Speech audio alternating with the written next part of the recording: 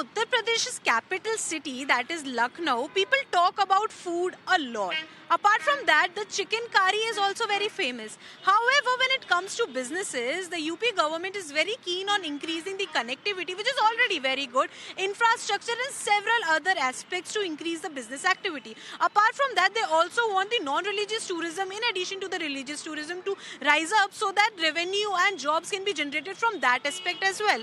So it remains to be seen what that industry wants to grow and what does it need in order to grow further. Apart from that, there are other businesses as well. For example, wealth management products that are being given to people. There are people who are coming out with innovative services as well, and several MSMEs that are booming in the city currently. However, their expectations, hopes and demands from the upcoming union budget are something to look forward to, and that's what we'll find out in this Budget Yatra.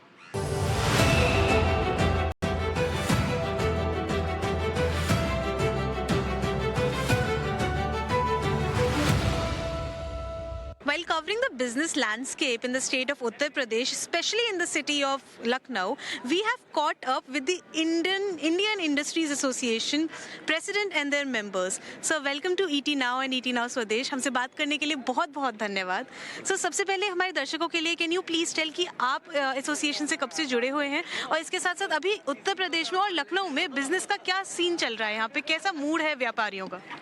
मैं Dinesh Goyal Indian industry association में president हूँ. मैं 1987 से इस association से जुड़ा हुआ और मैंने अलग अलग पदों पे इसमें काम किया और मुझे लगा कि यहाँ पर एमएसएमई की अभी भी चैलेंजेस बहुत बाकी हैं, लेकिन बदलते परिवेश में जिस तरह की पॉलिसीज़ और प्रोसीजर्स आ रहे हैं, हमें लगता है कि हमारे चैलेंजेस बिजनेस ग्रोथ पे ज़्यादा चले गए हैं. अब हमें व्यापार की आवश्यकता है. अब तक तो हम लोग अपनी सुरक्षा और तरह की प्रॉब्लम्स में जुड़ते रहते थे. अब हमें बिजनेस ग्रोथ की बात करनी है और यही नारा हमारे माननीय प्रधानमंत्री जी ने दिया है, जिसमें उन्होंने विकसित भारत की बात 2047 तक कही है. तो इसके लिए ज़रूरी है कि जो आज का हमारा स्तर है उससे हम 7 से 8 गुना अपना ग्रोथ लें, तब जाके देश का ग्रोथ जो है 7 से 8 गुना होगा. तो हम इसी चीज़ के लिए काम कर रहे हैं. मैं पेपर सेक्टर से हूँ, पेपर मैन्युफैक्चरिंग करता हूँ और यूपी में मेरी यूनिट है और इसके अलावा मैं पैकेजिंग वगैरह में और चीज़ों में इसमें काम कर रहा हूँ. सर, जैसे कि अभी सर ने बताया कि एमएसएमईज को लेके भी कई सारे चैलेंजेस हैं और जो यूनियन बजट हर साल आता है वो एमएसएमई और छोटे बिजनेसेस के लिए हमेशा कोई ना कोई इंसेंटिव्स लेके ही आता है. तो सर पहले आप अपना सेक्टर बताइए और हमें बताइए किस तरह के चैलेंजेस हैं और क्या और मदद कर सकती है सरकार. मैं अवधेश कुमार अग्रवाल और प्रेजेंटली मैं आईआईए के अंदर नेशनल ट्रेजरर की भूमिका निभा रहा हूँ. और मैं चूँकि इलेक्ट्रिकल कंडक्टर्स इंडस्ट्री से एल्युमिनियम कॉपर वायर की मैन्युफैक्चरिंग सेक्टर से बिलोंग करता हूँ. तो जैसा आपने जो क्वेश्चन रेज किया है, निस्संदेह गवर्नमेंट की पॉलिसीज एमएसएमई सेक्टर के लिए रेगुलरली जो है ना वो आती रहती है, बट फिर भी माइक्रो और स्मॉल इंडस्ट्रीज के लिए करंट सिनेरियो में बिजनेस करना थोड़ा कठिन सा हो गया है. इसलिए आईआईए की इच्छा ये होती है कि टाइम टू टाइम पे हम डिफरेंट एक्सपो के माध्यम से, जैसे ये फूड एक्सपो हो रहा है हमारा, अभी नेक्स्ट मंथ हमारा सोलर का हो रहा है, इसके पहले हम लोग टूरिज्म का एक्सपो किया, कि जो माइक्रो स्मॉल जो एंटरप्रेन्योर्स हैं उनको हम एक प्लेटफॉर्म पे लाके उनको अपनी ग्रीवेंसेस को सॉल्व करने के, अपने बिजनेस को कैसे ग्रोथ उस पर और करें, उसका एक मौका देने की कोशिश करते हैं. उसी श्रेणी में हम लोगों ने ये एक्सपो ऑर्गेनाइज किया. सर, अगर चैलेंजेस की स्पेशली बात करें तो क्या क्या चैलेंजेस या ऑब्स्टिकल्स हैं और क्या उनकी रिलीफ चाहिए?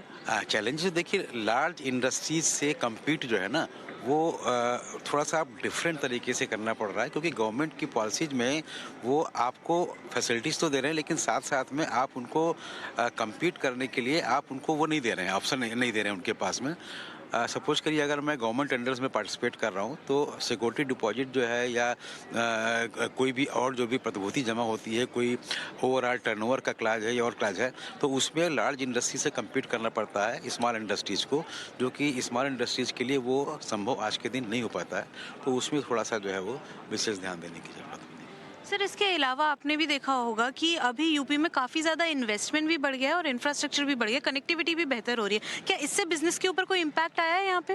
नहीं, बिजनेस पे डेफिनेटली इम्पैक्ट आया है, बढ़ रहा है, लेकिन जो स्तर आज हमारे प्रधानमंत्री हमसे अपेक्षा कर रहे हैं और मुख्यमंत्री जी कर रहे हैं, वो स्तर अभी बाकी है और उस स्तर के पर लाने के लिए हमें और कॉम्पिटिटिव होना पड़ेगा. जैसा हमारे अवधेश अग्रवाल जी ने अभी बताया, कॉम्पिटिटिव इसलिए भी होना पड़ेगा कि अगले हमारे दरवाजे पे ही विदेशी आके हमारा वहाँ की MSME हमारे को आके माल बेच जा रही हैं और हम नहीं बना पा रहे उनको उस कॉस्टिंग में।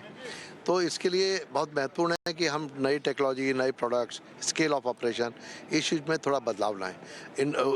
गवर्नमेंट भी चाहती है, इसीलिए उन्होंने MSME का लेवल भी जो थ्रेशोल्ड लिमिट थी वो भी बढ़ाई है, जिससे कि इंडस्ट्री यहाँ की और कॉम्पिटिटिव हो सके।